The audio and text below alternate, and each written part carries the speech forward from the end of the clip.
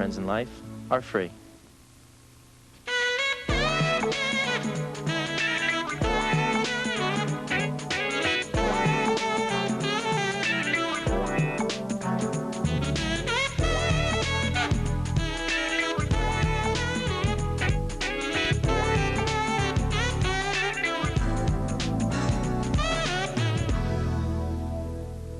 Good evening, folks, and welcome back, everybody. I'm Tom, and this is the simulcast up and running now on CBS television and radio. It is finally Friday night, the 20th of October, 1995, and our friend Conan O'Brien is here tonight, who appears opposite us on a different network, and also from Cleveland, Herb Score, legendary pitcher and now broadcaster for the Cleveland Indians, who will play in their first World Series since 1954. My God, that's 41 years ago. That's as old as I am, and then some.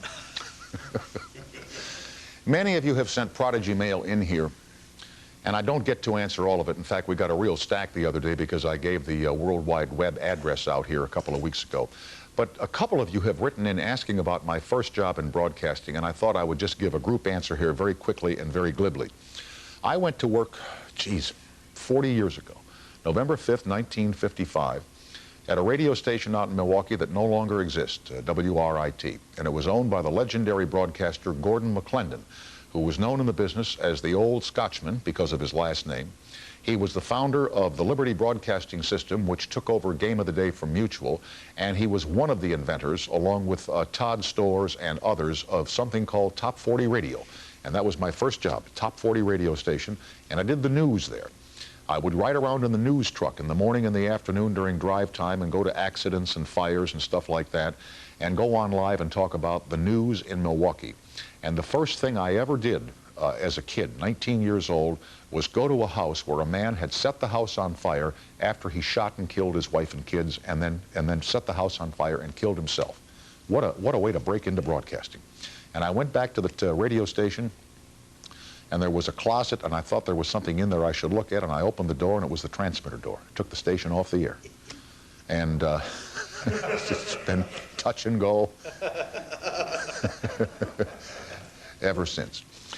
Incidentally, we're going to be in repeat next week. We're taking a little vacation and getting some work done in production here. As a matter of fact, when we come back a week from Monday night, you'll see an entirely new 1996 Late Late Show. New racing stripes, new chrome wheels, new bumpers, and the new 4-beam quadra-beam headlight, automatic dimmer control. But on Monday, October 23rd, this nation is celebrating, and I did not know this, it's TV Talk Show Host Day. So for all those of you who have your own TV talk show, this is your day to celebrate the many TV talk show hosts whose personalities and intellects enable us to bring out the bests in their guests and inform a waiting and grateful nation. TV Talk Show Host Day.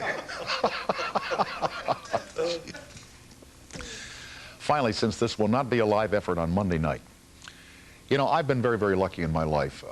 I had great jobs in Wisconsin and in Philadelphia, as I told you here last night, in Atlanta, Georgia, and here in Los Angeles. But the best luck that I've had in almost 40 years now of schmoozing is to follow two of the greatest late-night television performers in the history of the universe. And the first would be Johnny Carson, and the second would be David Letterman.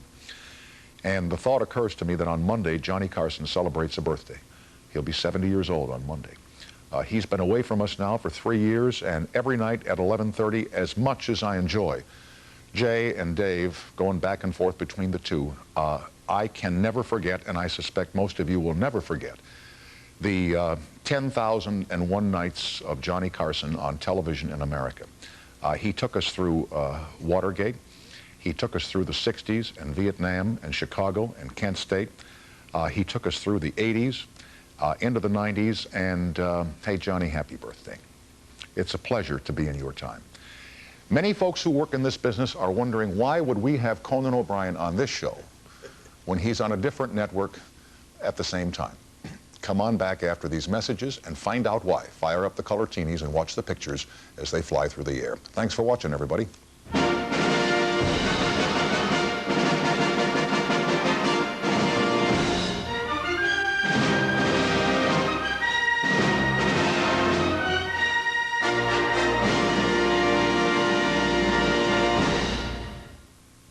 Alan's asthma attack woke me. At 3 a.m., you don't try some It can teach you how to do a job you can be proud of. and earned a solid income. It's your life. Don't let anyone set limits for you. You can break them all. To find out how to get the training you need for the career you want, or if you'd like to help, call Non-Traditional Employment for Women at this number.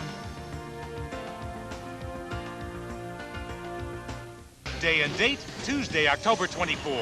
Millions love it. I'm a fan. I watch it. NYPD Blue. I'm amazed by the power. Find out what happens when the hit series steps outside the studio. I think everybody likes shooting in New York. Can't get our adrenaline pumping like we do out here. Pound the gritty beat of the real New York streets. We've had some fireworks.